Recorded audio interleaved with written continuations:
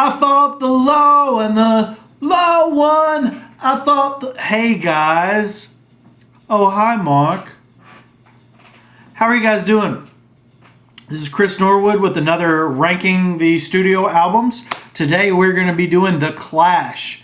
Absolutely one of my favorite bands from yesterday. Really love most of their work.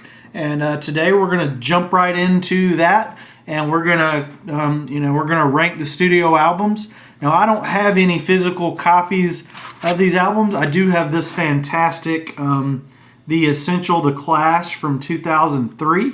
Absolutely fell in love with them in high school. And I got this around the time that I graduated, and it's just a wonderful collection of, it's got freaking 40 songs on here. Compilation produced by Bruce Dickinson, of all people. Very good. A double album. Very beautiful. Really suggest that you give this one. Oh my goodness. Oh my goodness. Can't drop. This was dedicated to Joe Strummer, who died right before this came out.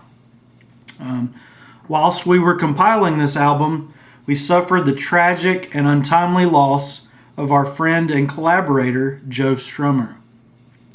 We would like to dedicate this album to his memory. Joe Strummer, 1952 to 2002. He's 50 years old. Pretty certain that we will never get new music from The Clash.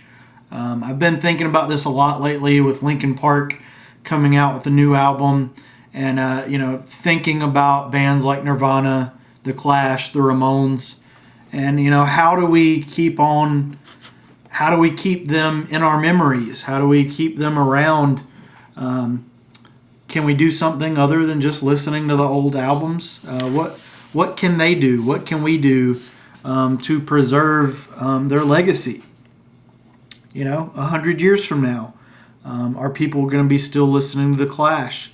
I like to think so. But we're going to jump in to, they've got a pretty short discography, and we're going to be starting with, came out right after I did. I was about a month old when this came out.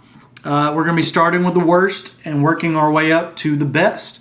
And we're going to, sadly, their last album is their worst, with Cut the Crap. It's not bad. Absolutely love This Is England. And let's see what other kind of tracks are on here. We Are the Clash. That's about it on that one. Cut the Crap, just, not pleasing a lot of people. And certainly didn't do a lot for me. Not bad. Not a bad album. They don't have any bad albums, in my opinion. But, a lot of people think that one is bad. So, coming in next, and I know this might make some people mad, but again, none of these are bad.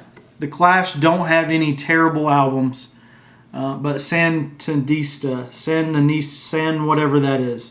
Okay, it's a really bold experimental record. It's 145 minutes long, produced by Mikey Dread and The Clash. Okay. But just a lot of, not filler, but some of the experimentation just doesn't work, in my opinion. So it kind of drags on when you've got 145 minutes of stuff to listen to. Coming in next is, let's see, I lost it. I lost the page, the Wikipedia, the all-powerful Wikipedia page. Coming up next is Give 'Em Enough Rope. Really like this one. A lot of fun. A lot of fun. Okay, coming up next, Combat Rock. This is where we start to get really, really great. Know Your Rights, Rock the Casbah, Should I Stay or Should I Go, Straight to Hell. So many more. So many more on Combat Rock that is just a lot of fun to listen to. Now we're getting to, now I was really torn on these top two, but I just had to go with London Calling for my second pick.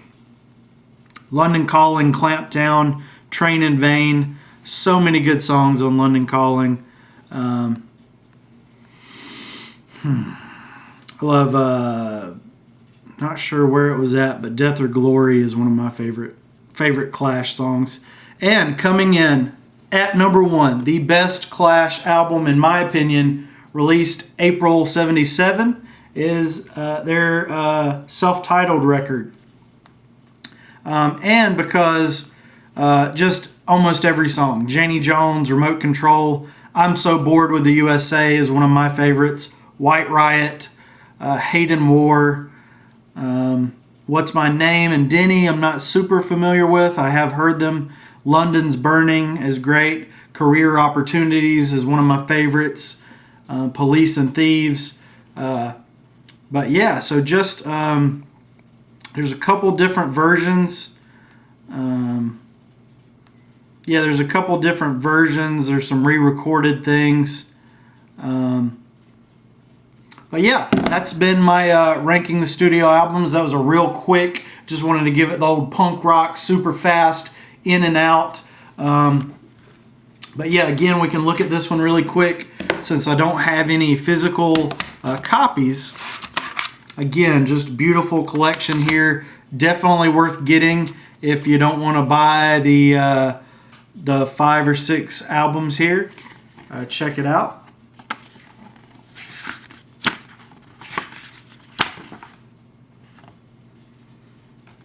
And then we got over on this side.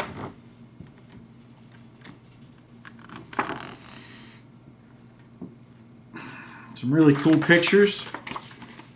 You guys want to read about the Clash? Ooh, it is hot. There's all the songs. Produced by Bruce Dickinson, which is unusual. To me, anyway, that's kind of an unusual pick.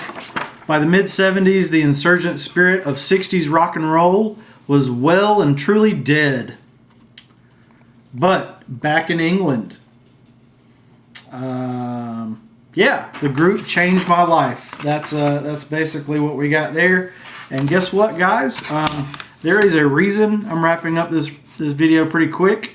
You know, after you shoot so many YouTube videos, you're bound to have a you know, I've had things come up. I've had some messages that I got on my phone. I actually had to delete one video where I kind of got an important text message and kind of had to work some things out with a person in my life. And got to be honest right now, cut the crap. Yeah, I'm not going to get graphic here, but yeah, I need to go. So if you guys could please like and subscribe so I can go in there and you know. But yeah, the Clash, one of my favorite old school punk rock bands. The Ramones, the Clash, the Pistols, love all that stuff and more. You know, I feel like that's one of my favorite genres. Gotta go, guys. Like and subscribe.